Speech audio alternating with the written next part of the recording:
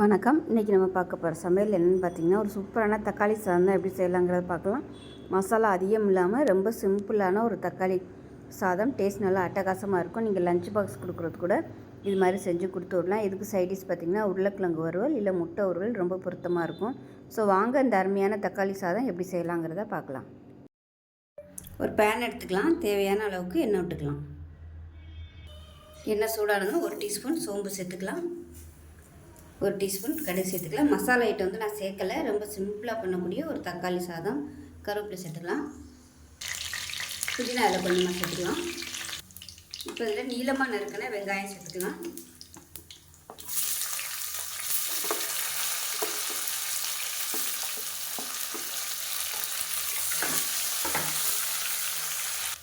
ரெண்டு பச்சை மிளகாய் சேர்த்துக்கலாம்.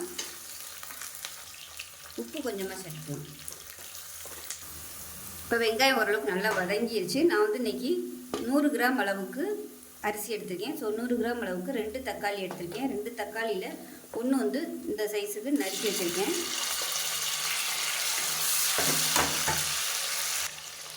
இன்னொரு தக்காளி இந்த மாதிரி மிக்சியில் போட்டு நைஸாக அரைச்சி வச்சுருக்கேன். 2 தக்காளி எடுத்ததில் ஒன்று வந்து அரைச்சி வச்சுருக்கேன், ஒன்று வந்து இந்த மாதிரி நறுக்கி வச்சுருக்கேன். ரொம்ப பொடியாக நறுக்க வேணாம், இந்தளவுக்கு பெருசாகவே நறுக்கிக்கோங்க. இப்போ தான் சாப்பிடையில் நம்ம எடுத்து போடுறதுக்கு வசதியாக இருக்கும். இப்போ இதில் 1 டேபிள் ஸ்பூன் இஞ்சி பூண்டு பேஸ்ட்டு சேர்த்துக்கலாம். இப்போ பாருங்கள் தக்காளி நல்லா மசிஞ்சு வந்துருச்சு. இந்த ஸ்டேஜில் தனியாத்தூள் 1/2 டேபிள் ஸ்பூன் சேர்த்துக்கலாம். அதே மாதிரி மிளகாத்தூளும் 1/2 டேபிள் ஸ்பூன், 1/4 டேபிள் ஸ்பூன் மஞ்சள்தூள் சேர்த்துக்கலாம். தக்காளி சாதத்துக்கு வந்து எப்போயுமே மிளகாத்தூள் அதிகமாக பிடிக்காது. ஏன்னா பச்சை மிளகா வேறு நம்ம போட்டிருக்கோம், அதனால் காரம் அதிகமாக போயிடும். இது வந்து லேசாக எண்ணெயில் வதக்கி விட்டுக்கணும். கரம் மசாலா ஃப்ளேவர் பிடிக்கும்னா நீங்கள் சேர்த்துக்கோங்க. நான் வந்து இன்றைக்கி சேர்க்கலை. இப்போ இதில் நம்ம அரைச்சி வச்சுருக்க அந்த ஒரு தக்காளியும் சேர்த்துக்கலாம். இதையும் சேர்த்துட்டு நல்லா எண்ணெய் பிரிஞ்சு வர அளவுக்கு வதக்கி விட்டுக்கலாம். இதுக்கு நான் வந்து பெரிய வெங்காயம் எடுத்திருக்கேன். இதுக்கு பதிலாக நீங்கள் சின்ன வெங்காயம் கூட சேர்த்துக்கலாம். அதுவும் இன்னும் டேஸ்ட்டு சூப்பராக இருக்கும்.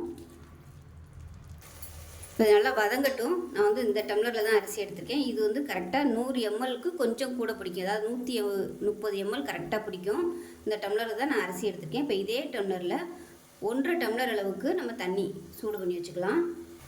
இப்போ இதில் பார்த்தீங்கன்னா பிரியாணி அரிசி எடுத்திருக்கேன். நல்லா கழுவிட்டு நல்லா ஒரு 20 நிமிஷம் ஊறிடுச்சு. இப்போ இந்த ஊறின தண்ணியும் சேர்த்து நான் கலந்து வச்சுருக்கிறேன்.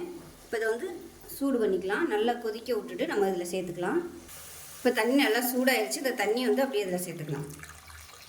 சேர்த்துட்டு நல்லா கொதிக்க விட்டுக்கலாம். இப்போ தண்ணி நல்லா கொதிக்க ஆரம்பிச்சிருச்சு. இப்போ ஊற வச்சுருந்த அரிசி அப்படியே சேர்த்துக்கலாம். இப்போ நல்லா கலந்து விட்டுட்டு உப்பு டேஸ்ட் பண்ணி பார்த்துக்கோங்க. புளிப்பு எப்படி இருக்குன்னு பார்த்துக்கோங்க. அப்படி ஒரு வேளை புளிப்பு இல்லாத மாதிரி தெரிஞ்சிச்சுன்னா நீங்கள் ஒரு 1/2 மூடி லெமன் ஜூஸ் வந்து பிழிஞ்சு விட்டுக்கலாம். இது நல்லா அடியிலேருந்து ஒரு தடவை நல்லா மிக்ஸ் பண்ணி விட்டுக்கலாம். மிக்ஸ் பண்ணி விட்டு குக்கரை மூடி வச்சிடலாம்.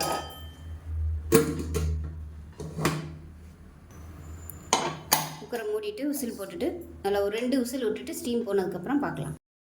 இப்போ 2 விசில் விட்டு ஸ்டீம்லாம் நல்லா இறங்கிடுச்சு. எப்படி இருக்குன்னு பார்க்கலாம்.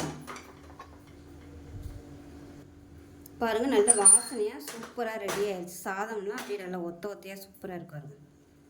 இப்போ நல்லா அப்படியே பரட்டி விட்டுடலாம். லஞ்ச் பாக்ஸுக்கெலாம் சூப்பராக இருக்கும் கொடுக்குறதுக்கு. லஞ்ச் பாக்ஸ் கொடுக்கையில் கொஞ்சம் நெய் வந்து நிறைய சேர்த்துக்கோங்க. நல்லாயிருக்கும். பிள்ளைகளுக்கு ரொம்பவும் ஆரோக்கியமாகவும் இருக்கும், நல்ல ஃப்ளேவராகவும் இருக்கும். ஒரு தடவை நல்லா கீழே இருந்து மிக்ஸ் பண்ணி விட்டுக்கலாம்.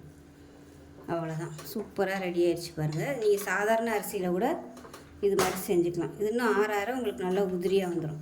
ஸோ இதுக்கு பார்த்தீங்கன்னா அன்றைக்கி உருளைக்கிழங்கு வறுவல் தான் வச்சுருக்கேன். சூப்பரான மொறுமொறுன்னு உருளைக்கிழங்கு வறுவல். அவ்வளோதான். இதே மாதிரி நீங்கள் செஞ்சு பாருங்கள். செஞ்சு பார்த்துட்டு எப்படி வந்துச்சுங்கிறத சொல்லுங்கள். வீடியோ பிடிச்சிச்சின்னா லைக் பண்ணுங்கள், கமெண்ட் பண்ணுங்கள், சேனலை சப்ஸ்கிரைப்